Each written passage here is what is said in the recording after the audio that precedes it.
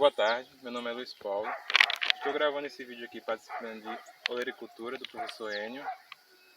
Participo do curso de Engenharia Agronômica do Instituto Federal de Alagoas. Vou falar um pouco sobre a história, de como é o plantio da cenoura e também de patologias e doenças.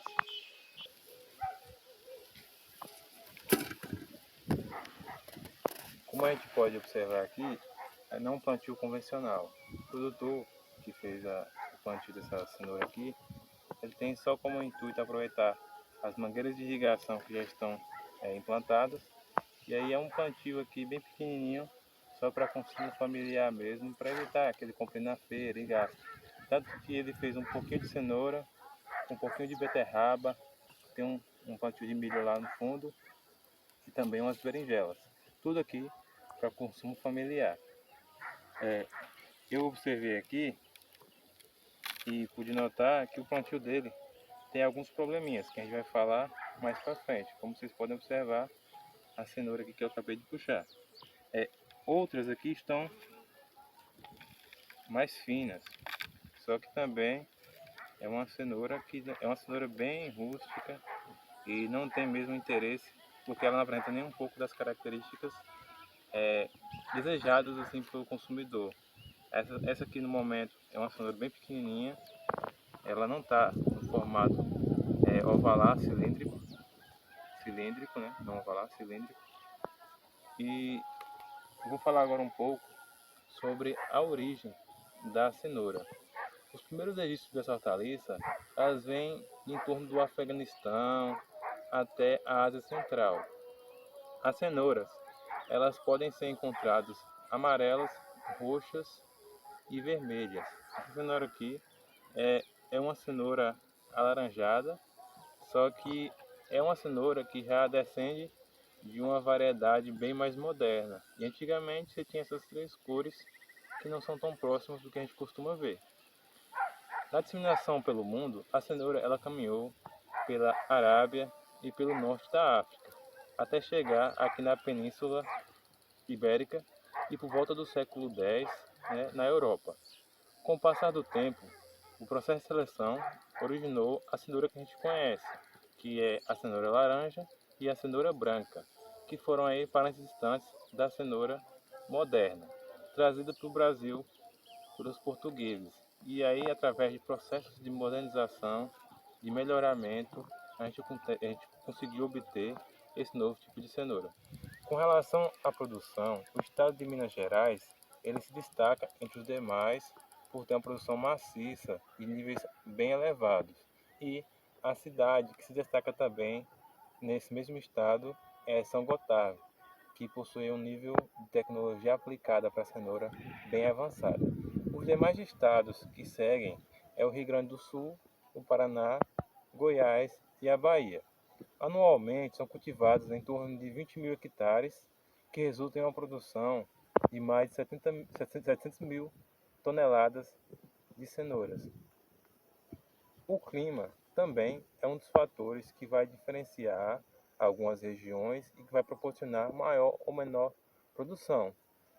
Antigamente, poucos lugares, mas aqui como na Bahia, se plantava a cenoura, porque ela era bastante sensível ao calor. Mas o melhoramento evoluiu, como a gente está falando, desde aquelas cenouras antigas até a atual. As cenouras de 1900, elas ainda tinham problema com temperatura. O calor proporcionava aí uma baixa produtividade com cenouras não adequadas. Mas com o melhoramento, as cenouras brasileiras começaram a competir realmente com o mercado externo e assim a gente tem cenouras que realmente conseguem produzir com boa qualidade em regiões de clima mais quente, por exemplo, aqui na Bahia, Alagoas, Pernambuco, locais que têm potencial e que atualmente a Bahia é uma grande produtora com relação à cenoura. Em 1981, tem um marco histórico na produção de cenoura, que é o lançamento da cenoura Brasília. E a partir dela, a gente vai ter disseminação de melhoramento, disseminação de vários outros tipos de cenoura que partem dela. Por que ela é um marco? Porque esta cenoura ela é resistente a algumas doenças, mas também ela possui uma resistência ao calor, que é a temperatura que vai afetar a cenoura de forma geral. Então, o Brasil, como eu havia falado, ele se torna um grande produtor a partir dessa cenoura, que é a Brasília. As variedades mais populares de cenoura são a BRS Planalto e a BRS Paranoá, que é a mais recente e é usada também para produções orgânicas de cenoura. Já o cultivo da cenoura, ela pode ser dividida aí em mais ou menos 8 passos. O primeiro passo seria aí a escolha da modalidade de cultivo. Como o produtor vai criar essa cenoura? Como ele vai produzir essa cenoura? É em canteiro? É em mangueira, como esse produtor tentou fazer? É a partir de aspersão, suco?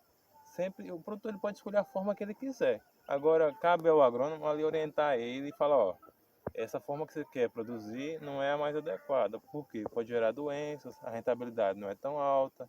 Então, ele tem que saber qual seria a modalidade de cultivo de acordo aí com a região, de acordo com o solo e demais características que podem influenciar a produção. O segundo passo é fazer a análise do solo, o preparo e correção e a adubação desse solo. O produtor ele pode até tentar chegar na propriedade e fazer um plantio, mas o resultado, se não for parecido com esse, ele vai ser até menor. A planta simplesmente ela pode não chegar a alcançar um estágio que produza pelo menos um pouco da cenoura.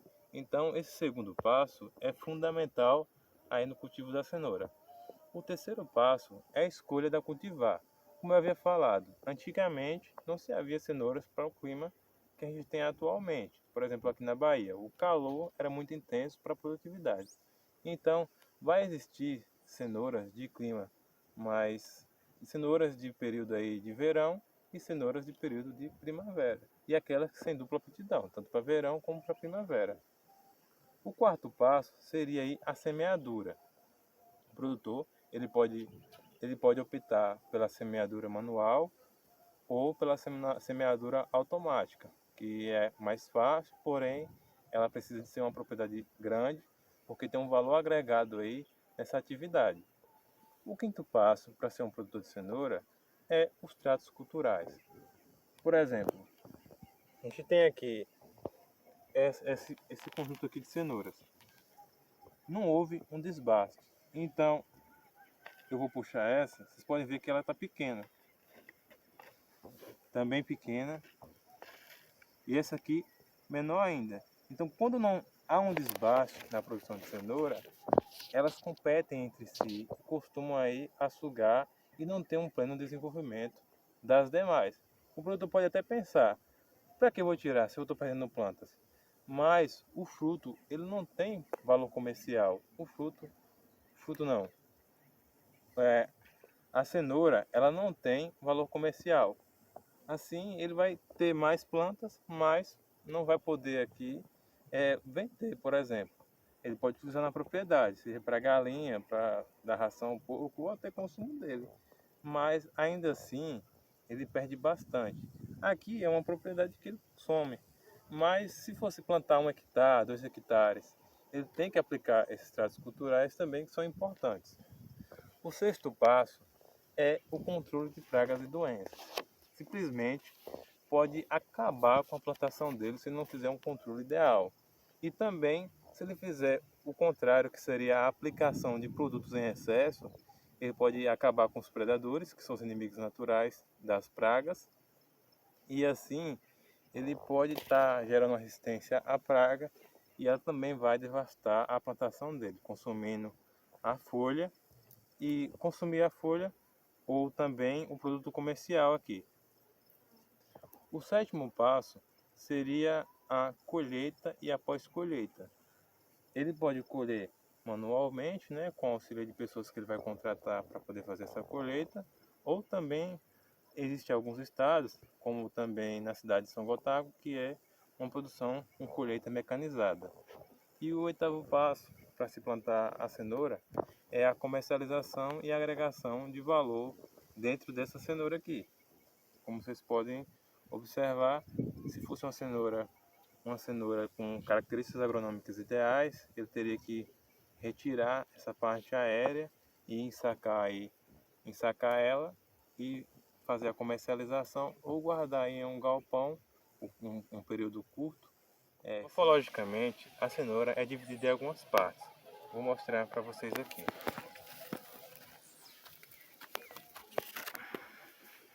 Como vocês podem ver, se está bem focado, a cenoura ela vai ser dividida aqui em caule, colo, lentícelas, o ombro dele aqui e o ápice. Vou cortar agora.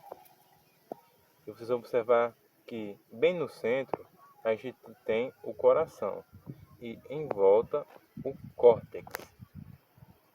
Agora eu vou falar um pouco sobre os canteiros. O canteiro, ele geralmente é plantado com 1 metro de largura e 15 centímetros de altura. Depois se prepara os sulcos com 1 a 2 centímetros de profundidade, com a distância de 20 centímetros de cada sulco. É colocada a semente da cenoura através de maneira manual ou por meio de plantadeira.